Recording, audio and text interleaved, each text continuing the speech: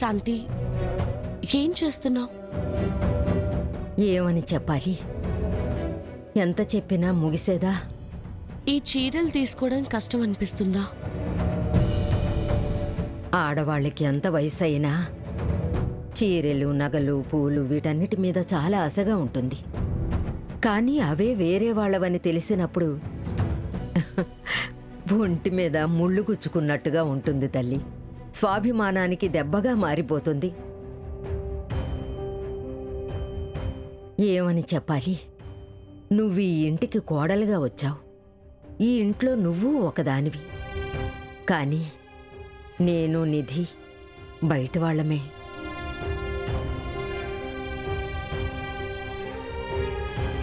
నేను లచ్చితో ఇదంతా మాట్లాడుతుంటే అది కోపం తెచ్చుకుని కేకలేస్తోంది.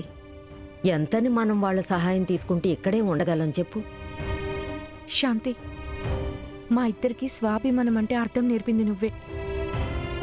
ఇది నీకెంత కష్టంగా ఉంటుందో నాకు అర్థమవుతుంది. చూడు, నాకు కొంచెం టైం ఇవ్వు, నేను అన్నీ సరి చేస్తాను. వద్దక్కా, రోజుకి కొంచెమైనా రుణం పెద్ద గుట్టలా పెరుగుతుంది. నేనే ఏదో ఒకటి ఏర్పాటు చేస్తాను. ఇంటికి పెద్ద కూతురిగా మీ ఇద్దరిని సంతోషంగా ఉంచడం నా బాధ్యత కదా. అదే జాబ్లో మళ్ళీ చేరి ఏదో కొంచెం కూడబెట్టి నీకు ఇస్తాను శాంతి. నిత్య, సారీ నిత్య వదిన, మిమ్మల్ని పిలుస్తున్నారు, రండి.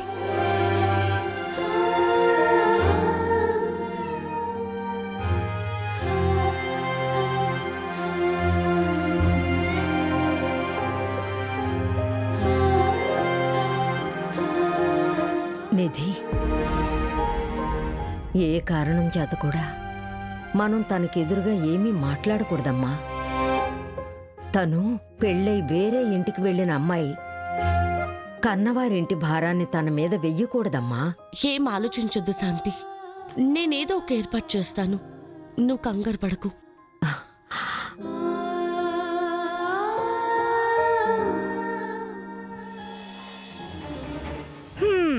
మరి ఏం తీసుకుంటారు? కాఫీ, టీ లేదంటే జ్యూస్, టిఫిన్? ఏమైనా కానీ మీ ఇంటి కొత్త కోడలు చేత్తో తాగాలని మా కోరిక. దాందే ఉందండి, ఏర్పాటు చేద్దాంలేండి. అరే, ఇదేంటి ఒక్కొక్కరే బయటికి వస్తున్నారు? ఇంకా మీ కోడలు లేవలేదా ఏంటి? ఇప్పుడు తను లేవకపోయినా చింతలేదు. పుట్టింటి గూడు నుండి పెద్దింటికి వచ్చిన కోడలు ఏం చేసినా నడుస్తుంది. ఈవిడ్ని చూడండి, పిల్లనిచ్చి చేతులు కడుక్కున్నామన్న తృప్తి ఆవిడ మొహంలో ఎలా కనిపిస్తుందో చూడండి. వద్దు లక్ష్మి, ఇప్పుడేగా మంటల్ని ఆర్పి పక్కన పెట్టాం. చల్లారడానికి కొంత సమయం పడుతుంది కదా. ఇలాంటి మాటలన్నీ పడాలని మా నుదుట రాసుంటే మేమవి వినాల్సిందే లక్ష్మి. నువ్వు కాసేపు ఊరుకో. వంకర మాటలు వినడానికి రాసుండాలా? అవి వింటూ నేను కూర్చోలేను. లచ్చి, నా కోసమైనా కొంచెం ఊరుకోవే. వీళ్ళందరూ ఎందుకు ఇప్పుడొచ్చారు? మాటలతో పొడవటానికి, మనసు నొప్పించటానికే వచ్చారేమో. ఈరోజే వీళ్ళు రావాలా? సుమతి, వీళ్ళందరినీ ఎవరు పిలిచారు? అక్క, ఇంకెవరు? మీ ఆయన్ని పిలిచినట్టున్నాడు. ఎందుకు ఏంటి అని అడిగే ధైర్యం నాకైతే లేదమ్మా. నీకుంటే నువ్వే అడుగు.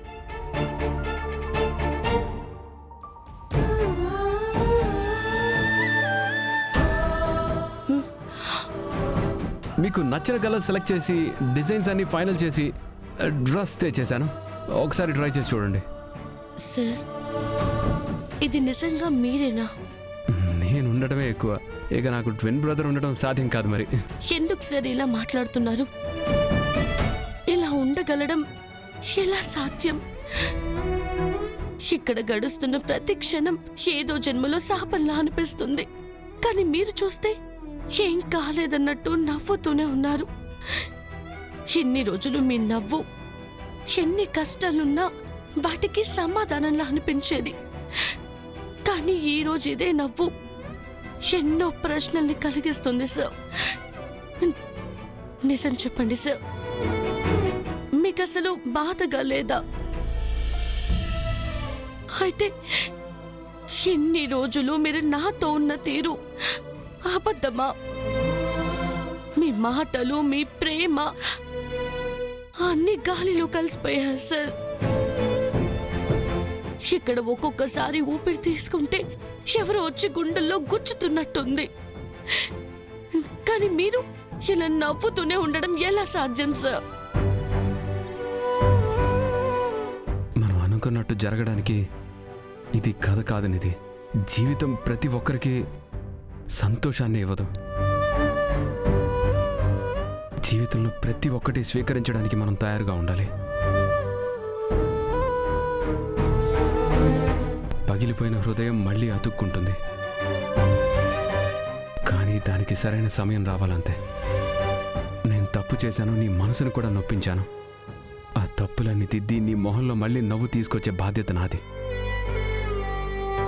నీ ప్రతి కన్నీటి బొట్టుకి సమాధానం దొరుకుతుంది నిధి. సమాధానమా? సమాధానం చెప్పడానికి ఏముంది సార్? భరోసా. భరోసా ఎప్పుడూ మనతోనే ఉండాలి నిధి. చివరి రోజు, చివరి క్షణం, చివరి ఊపిరి ఉన్నంత వరకు నమ్మకాన్ని కోల్పోకూడదు. ఆ భరోసాని కోల్పోవడానికి నేను ఒప్పుకోను కూడా. ఈ మాట జ్ఞాపకం పెట్టుకో.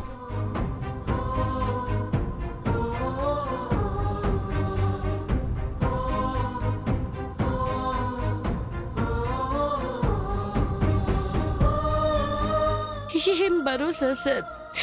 వేర్లతో సహా మొక్కని పీకేసిన తర్వాత పువ్వులు పూస్తాయని భరోసా పెట్టుకోవడంలో ఏం అర్థం ఉంది? తాత, నవ్వెప్పుడు నాతో ఉండాలని చెప్పి వెళ్ళిపోయారు. ఈరోజు అదే నవ్వు ఇంకొకరి ఏడుపుని తుడిచేయడానికి బలవంతంగా తెచ్చుకుంటున్నాను. కానీ లోపలున్న బాధని ఎవరితో చెప్పుకోవాలి? ఎలా చెప్పాలి? తన కళ్ళ నుండి జారే ఒక్కొక్క నీటి బొట్టు నన్ను కాలుస్తోంది. తనకి సమాధానం చెప్పలేక, నిజం చెప్పలేక తల్లడిల్లుతున్నాను. ఇప్పుడు నేనేమీ చేయలేకపోతున్నాను తాత. బాధని దాచుకొని నవ్వటం తప్ప ఏమీ చేయలేకపోతున్నాను.